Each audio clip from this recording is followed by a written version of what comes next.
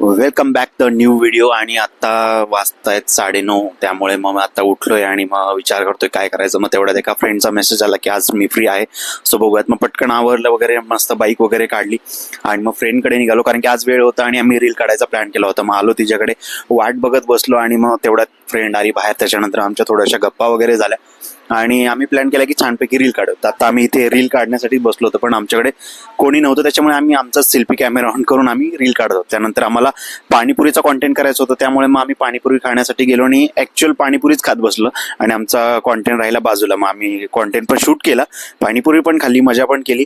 आणि मग त्याच्यानंतर माझं ते काम झाल्यानंतर मला बालगंधर्वमध्ये काम होतं, त्याच्यामुळे मी परत पुण्यात गेलो, बालगंधर्वला गेलो.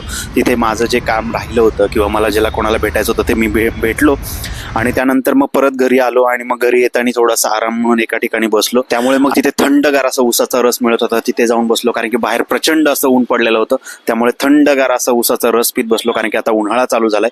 आणि मग घरी जाऊन मस्त रील वगैरे एडिट वगैरे केली आणि मग ती तुम्हाला इंस्टाग्रामवरती पाहायलाच मिळेल की छान एडिट वगैरे झाली. सो व्हिडिओ कसा वाटला नक्कीच कमेंटमध्ये सांगा, कारण की जसा वेळ मिळेल तसे शॉर्ट्स व्हिडिओ मी बनवत राहणार आहे आता.